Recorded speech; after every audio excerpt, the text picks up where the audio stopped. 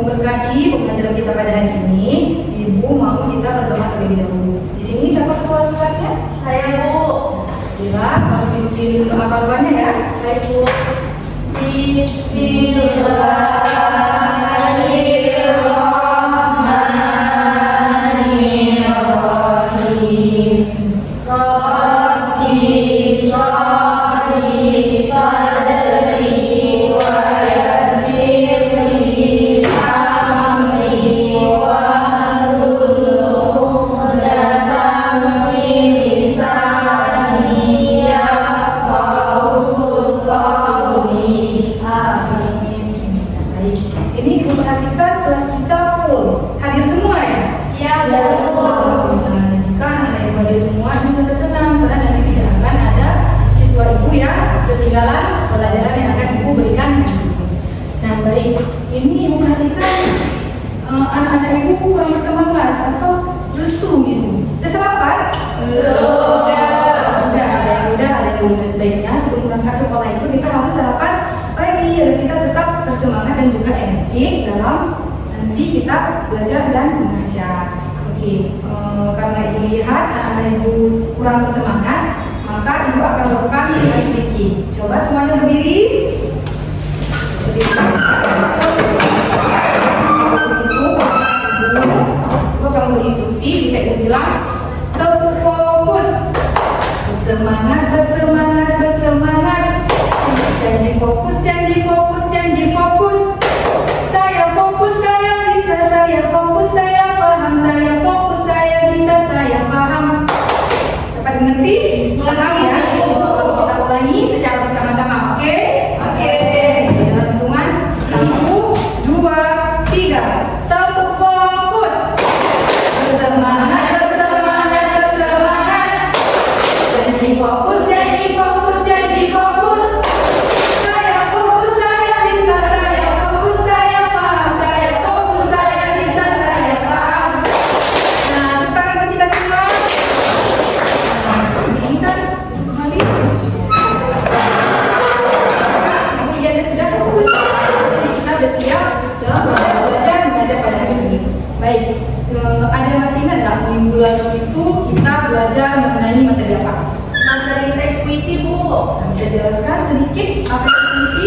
Teks puisi adalah karya sastra yang menggunakan bahasa yang padat dan terbilang untuk mengekspresikan perasaan, pikiran, atau pengalaman, Bu. Baik, tepuk tangan buat Dela. Oke, puisi itu adalah ragam karya sastra yang kaya akan makna walaupun menggunakan bahasa yang sederhana, namun ia kaya atau padat akan makna. Nah, di dalam puisi ini kita bisa mengekspresikan perasaan seperti sedih, bahagia, senang, gembira, dan perasaan-perasaan lainnya bisa kita tumpahkan atau kita tuangkan melalui sebuah puisi. Nah, sebuah puisi ini juga ada dua struktur pembangunnya, yaitu struktur fisik dan struktur batin. Ada yang masih ingat apa itu struktur fisik dan batin? Bu. Ya, Zara, silakan sebutkan. Nah, jadi di struktur fisik ada 4. Yang pertama ada diksi, imaji, kata konkret, dan bahasa figuratif. Nah, kalau di struktur batin ada apa juga? Yang pertama ada tema, rasa, nada, dan amanati. Baik, tepuk tangan buat Zara. Jadi, anak-anak itu sudah paham semua ya mengenai materi minggu lalu itu tentang puisi. Baik. Nah, materi yang akan disampaikan, materi yang akan kita pelajari pada hari ini yaitu teks berita.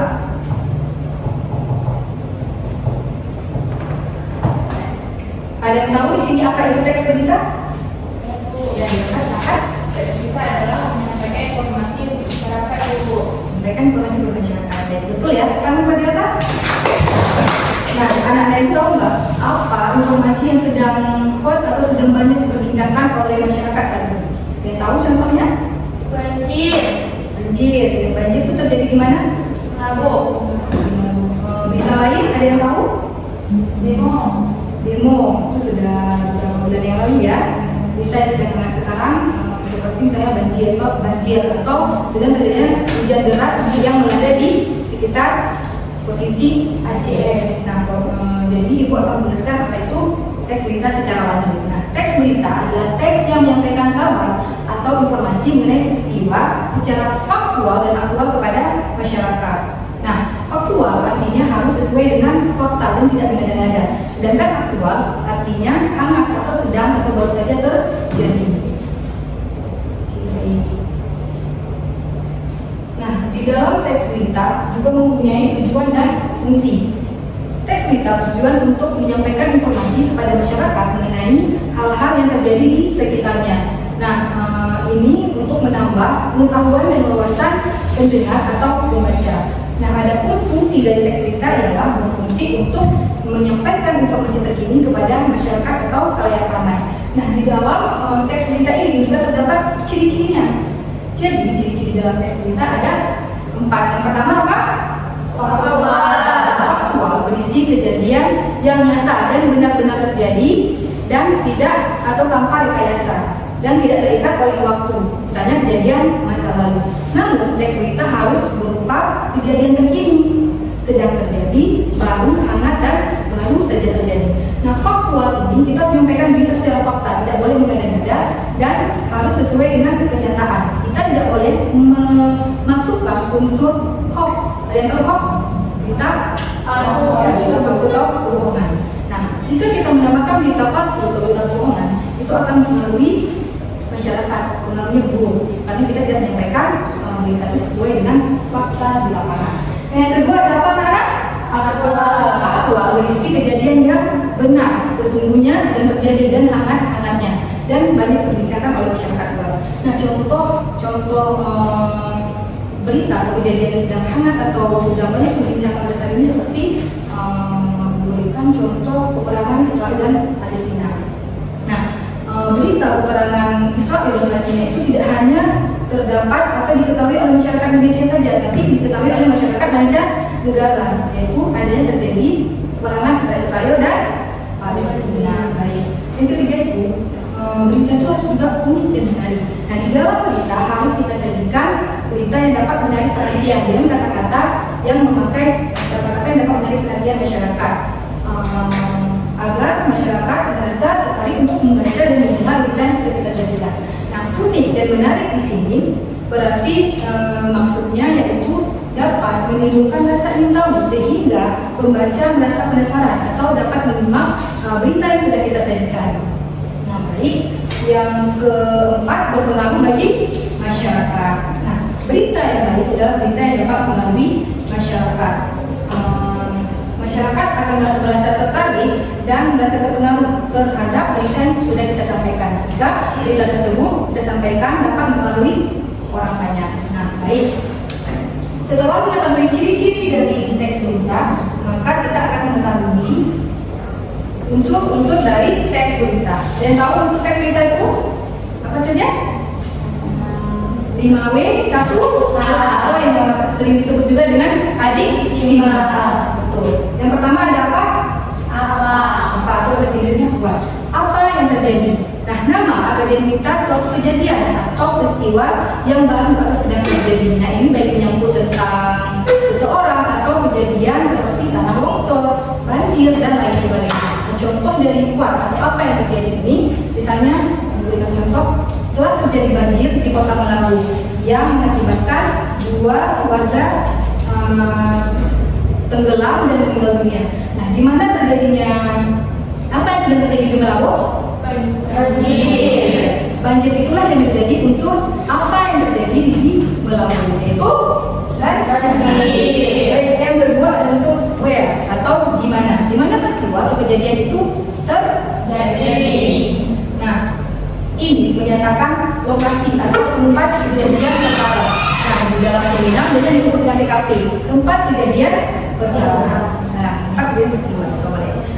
Contohnya seperti ini. Hujan deras mengguyur kota Banda Aceh akhir pekan ini yang mengakibatkan masyarakatnya terbatas untuk melakukan aktivitas. Nah, apa yang di mana terjadinya banjir? Ya, di kota Banda Aceh. Baik, unsur yang ketiga itu kapan atau when. Kapan peristiwa itu terjadi? Ya, betul.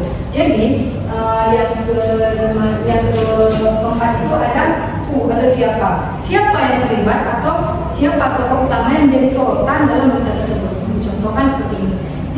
Di Kabupaten Aceh Selatan diadakan PON WSN. Hina menjadi salah satu perwakilan sekolahnya untuk mengikuti mengikuti ajang lomba AWSN di Kabupaten Aceh Selatan. Siapa yang ikut lomba AWSN? Betul. Nah, Mina ini yang mengikuti ajang kompetisi AWSN di Kabupaten Aceh Selatan. Nah, selanjutnya ada why. Mengapa hal itu atau kejadian itu bisa terjadi? Nah, misalnya seperti ini. Telah terjadi pembacokan di Simpang Surabaya.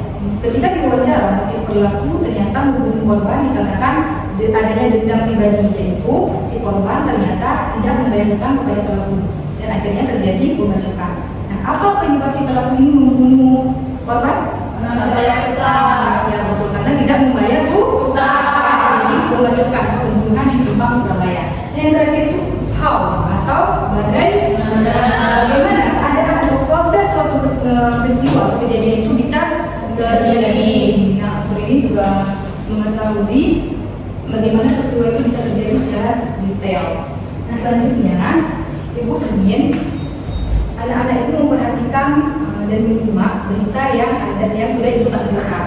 Nanti Ibu akan menanyakan unsur apa saja yang ada di dalam berita yang akan ditanyakan. Dimengerti ya? Halo, selamat pagi pemirsa. Apa kabar Anda hari ini? Dan kembali menjumpai Anda bersama saya Malaysia dan inilah berita selengkapnya.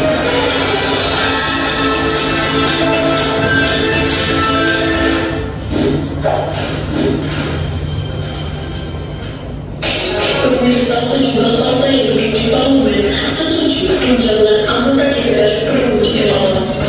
Mereka mengatakan demikian usai marahi publik tumpah di jalan atas isu kenaikan tunjangan. Berdasarkan catatan CNN Indonesia.com, pada Minggu 31 Agustus pagi, setidaknya sudah ada 6 fraksi yang menyatakan setuju adanya evaluasi.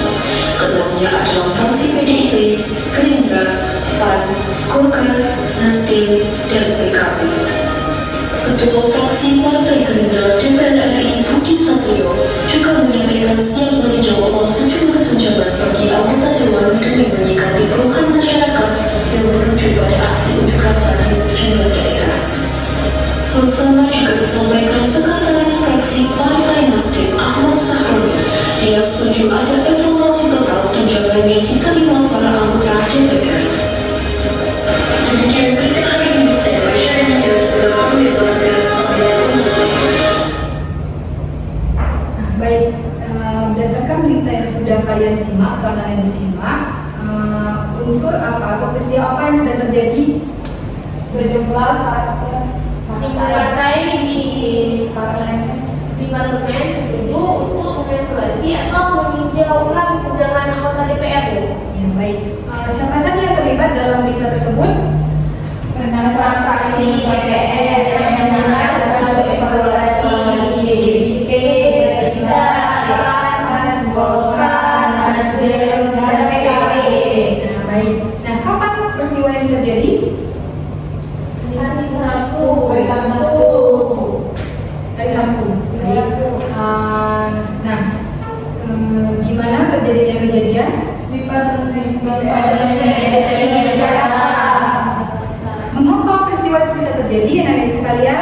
Karena publik yang kuat di jalan dan aksi demonstrasi daerah. Baik, dan bagaimana peristiwa ini bisa terjadi? Presiden Jokowi setuju untuk dievaluasi. PDIP secara spesifik meminta penghentian tunjangan perumahan dan fasilitas lain di luar batasan keputusan. Nah, baik. Jadi anak-anak itu sudah mengerti ya mengenai unsur 5W1H. Nah, unsur 5W1H. Baik. Selanjutnya kita akan mengetahui apa itu struktur dalam teks berita. Struktur dalam teks berita yang pertama ada judul berita. Nah, dalam sebuah berita, judul sangat penting karena berperan sebagai pemikat pembaca untuk mengetahui isi dalam berita. Nah, untuk itu judul harus dibuat atau dipilih semenarik mungkin untuk memancing rasa penasaran pembaca atau pendengar. Yang kedua ada kepala berita atau teras berita. Nah, kepala berita memiliki lingkup bahasa yang lebih besar karena di sini banyak menyampaikan informasi-informasi penting kepada masyarakat. Nah, informasi penting dalam berita biasanya memuat 5W1H atau unsur adiksi 4. Yang ketiga ada isi berita. Nah, isi berita ini dilanjutkan dari kepala berita, yang mana penjelasan yang bersifat tambahan. Yang terakhir ada ekor berita. Nah, ekor berita ini menulis membuat informasi yang bersifat tambahan. Nah, jika bagian ini dihilangkan, maka tidak akan berpengaruh pada informasi yang sudah dijelaskan sebelumnya. Nah, baik, dari penjelasan materi yang sudah disampaikan, ada yang ingin ditanyakan karena Ibu? Ada yang belum dipahami? Sudah paham, Bu. Sudah paham semua. Oke, baik. Nah, karena anak-anak itu sudah paham semuanya, maka di sini Ibu akan membagi anak-anak itu ke dalam 3 kelompok. Oke? Yang mana nanti ini kelompok 1, kelompok 2, kelompok 3. Oke. Sebelum Ibu membagikan lempar kerja kepada anak Ibu, tolong perhatikan dan simak Ibu baik-baik karena Ibu akan memberikan petunjuk kerja. Nah, masing-masing kelompok Ibu sudah menyiapkan berita yang beda-beda. Nah, di dalam berita ini Ibu ingin anak-anak Ibu nanti menganalisis unsur 5W1 yang sudah Ibu jelaskan tadi. Sudah paham semua kan 6 unsur tadi? Sudah. Baik, untuk menghemat waktu anak-anak Ibu minta nanti ada yang mencari jawaban itu berbeda-beda. Misalnya ada unsur what, unsur why, unsur who. Nah, dari masing-masing anak-anak nanti mencari unsur dari masing-masing itu. Jadi jangan terpaku pada satu unsur untuk semua orang agar belajar lebih efektif dan efisien. Ibu bagikan ya. Ini untuk kelompok 1. Ini untuk kelompok 2. Ini untuk kelompok 3.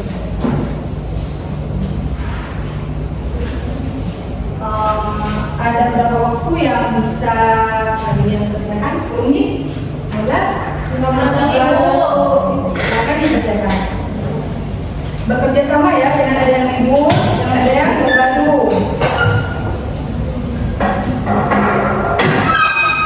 Satu kelompok 3 orang saja.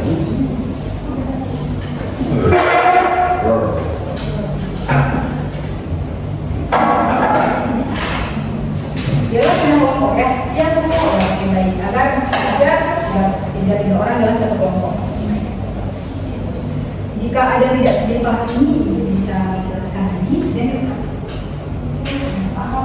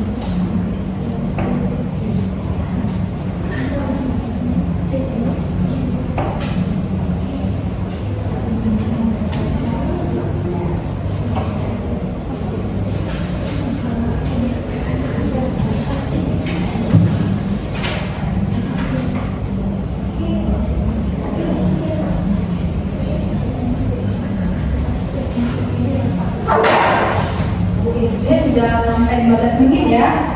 Sudah siap semuanya? Oh, belum.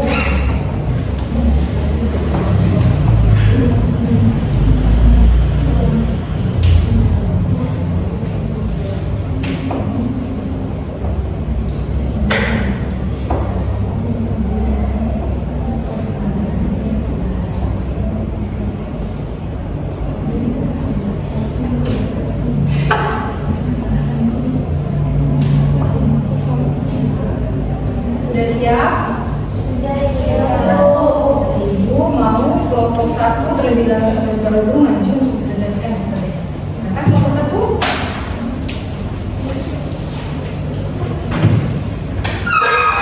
Yang lain mendengarkan dan juga menyimak proses di kelompok 1. Oke?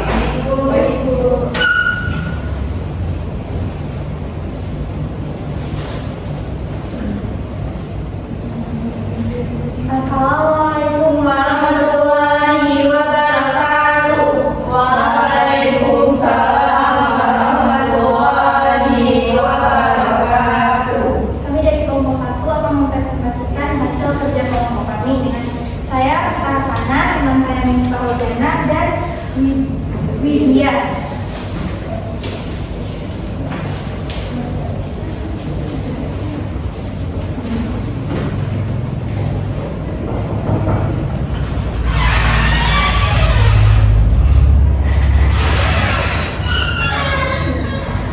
Imbas banjir 2 desa di Kecamatan Panga terisolir. Banjir yang terjadi di Kabupaten Aceh Jaya menyebabkan 2 desa di Kecamatan Panga. Kedua desa tersebut meliputi Desa Panton Plung dan Desa Duto. Kedua desa terisolir akibat dari jalan akses menuju kedua desa tergenang banjir yang tidak dapat dilalui kendaraan baik roda 2 maupun roda 4. Sekarang yang terparah itu ada 2 desa di Kecamatan Panga dan kedua desa itu saat ini terisolir. Sebut AG Suhadi, Kala BPBK Aceh Jaya. Dia meneruskan jika para petugas yang mengakses ke lokasi desa itu sendiri harus menggunakan Uber buat lantaran ketinggian air mencapai hingga orang dewasa. Untuk di lokasi kita sudah kerahkan 1 unit Uber untuk digunakan petugas mengakses ke lokasi desa tersebut. Tandasnya, bot itu tersendiri juga nantinya digunakan sebagai sarana evakuasi masyarakat jika dibutuhkan evakuasi. Sebelumnya diberitakan hujan dengan intensitas deras yang mengguyur Kabupaten Aceh Jaya sejak Minggu menyebabkan sejumlah desa terdampak banjir. Aceh Jaya sejak Minggu dalam laporan diterima ada sebanyak 35 desa yang tersebar di 8 kecamatan terendam banjir. Hal ini dibenarkan oleh Kala BPBK Aceh Jaya. Ia menerangkan jika saat ini sendiri ketinggian air yang mengendangi sejumlah desa memiliki ketinggian yang bervariasi. Tidak hanya mengendangi pemukiman saja, banjir kali ini juga turut berdampak pada sejumlah fasilitas umum. Nah, unsur-unsur dari teks berita ini akan dibacakan oleh Mifta. Unsur yang pertama itu apa? Penjelasannya banjir besar yang menyebabkan 2 desa terisolir. Terus yang kedua di mana? Jawabannya penjelasannya di Kabupaten Aceh Jaya, khususnya 2 desa di Kecamatan Panga, Desa Panton Plung dan Desa Gentung. Terus kapan? Penjelasannya hujan deras mulai sejak Minggu 19 Oktober 2025. Terus siapa? 35 desa yang tersebar di 8 kecamatan terdampak banjir, secara khusus Desa Panton Plung dan Desa Gentung terisolir. Mengapa? Curah hujan dengan intensitas deras yang mengguyur Kabupaten Aceh Jaya sejak Minggu 19 Oktober 2025 menyebabkan air meluap. Bagaimana? Ketinggian air bervariasi antara 30 sampai 100 cm di 35 desa di Desa Panton Plung dan Desa Gentung. Ketinggian air mencapai pinggang orang dewasa membuat jalan akses tidak bisa dilalui kendaraan. BPBK Aceh Jaya telah mengerahkan 1 unit Uberboot untuk akses petugas ke lokasi dan sarana evakuasi masyarakat. Selanjutnya kesimpulannya akan dibacakan oleh Widya.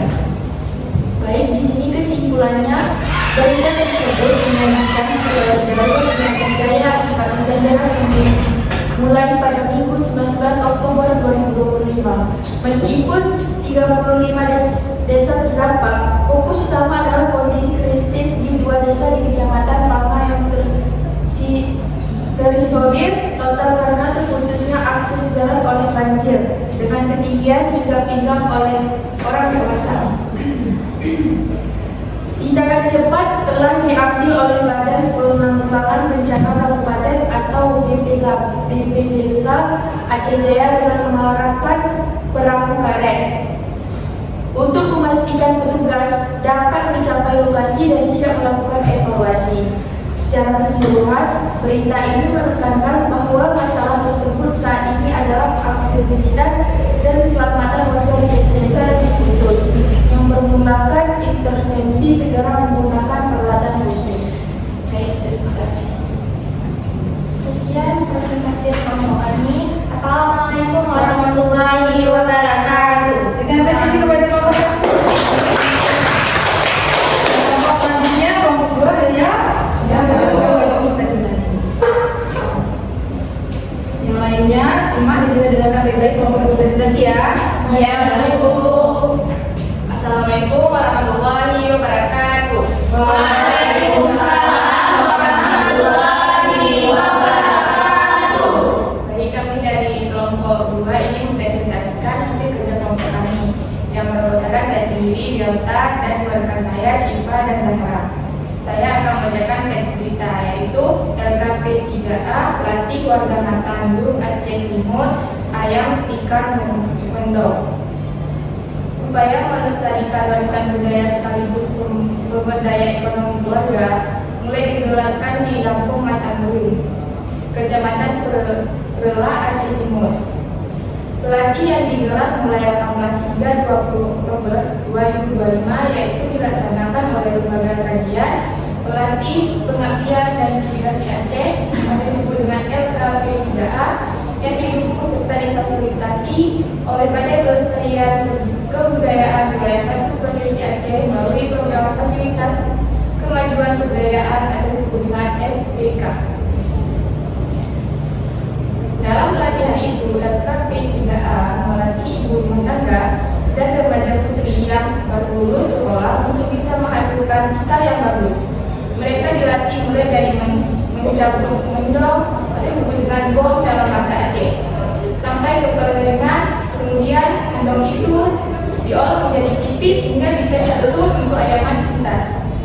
Pelatih ini diperlukan agar ibu serta remaja putri bisa membuat tikar tradisional dan memasarkan di pasar lokal.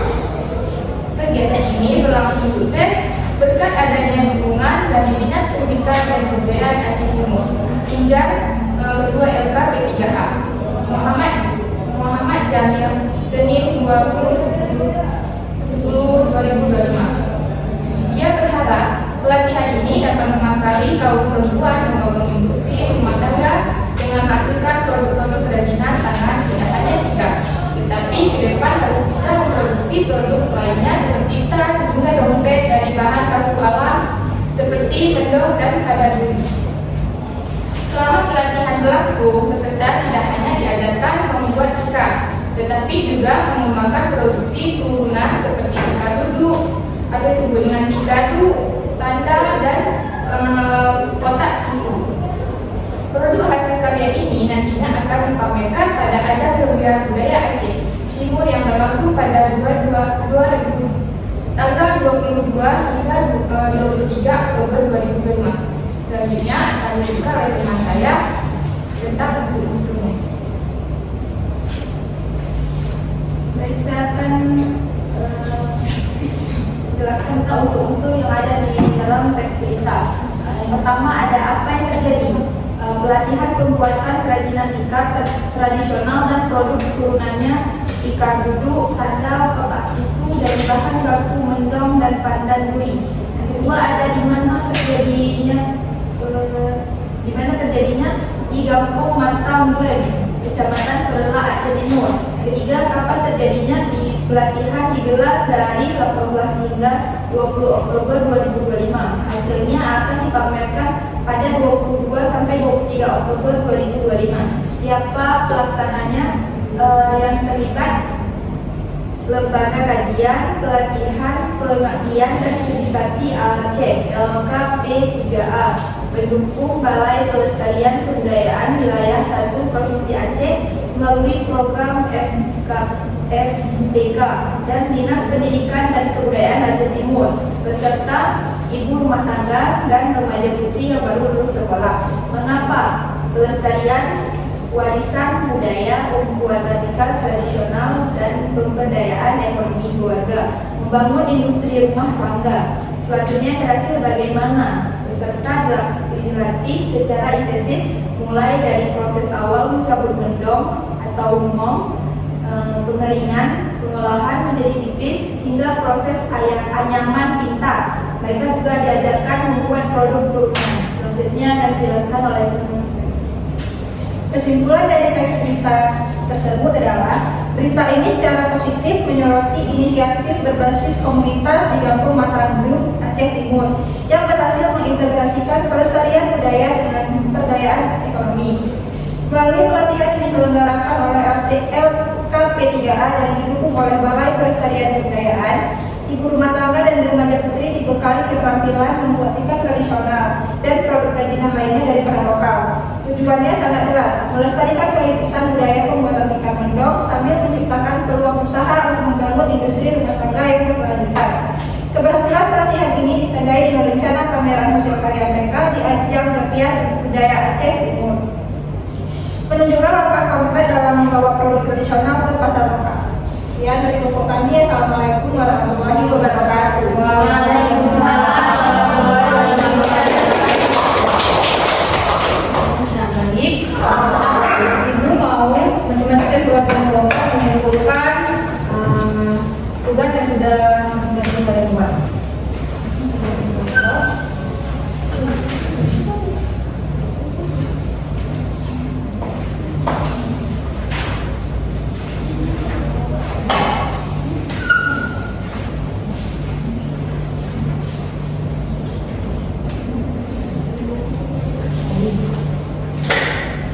Dari pemaparan menteri yang sudah dijelaskan, dari penugasan yang sudah dilakukan kepada anak-anak itu sekalian, siapa yang dapat menyimpulkan pembelajaran kita pada hari ini? Syifa, Bu. Syifa, silakan Syifa. Teks berita adalah teks yang menyampaikan kabar atau informasi secara faktual dan aktual kepada masyarakat. Nah, benar ya kesimpulan yang disampaikan oleh Syifa. Nah, di dalam teks berita itu terdapat juga ciri-ciri, unsur dan struktur di dalam teks berita. Ada yang bisa menyimpulkan? Semuanya bisa menyimpulkan? Bisa. Apa saja ciri-ciri teks berita? Faktual, aktual, unik dan menarik, dan bermanfaat bagi masyarakat. Unsur teks berita apa aja? Apa, di mana, kapan, siapa, mengapa, bagaimana. Nah, struktur dalam teks berita ada 4. Apa saja? Judul berita,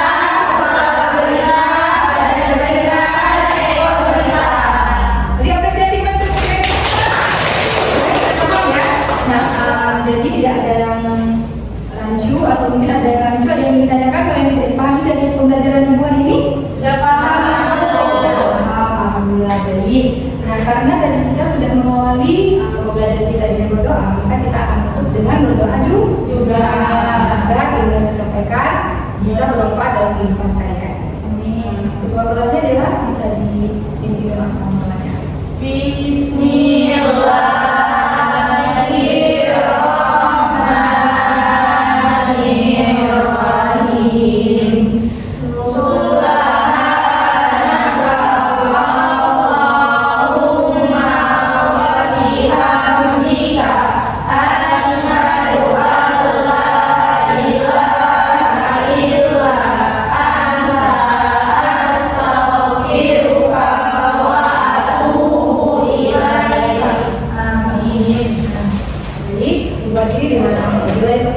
Assalamualaikum warahmatullahi wabarakatuh.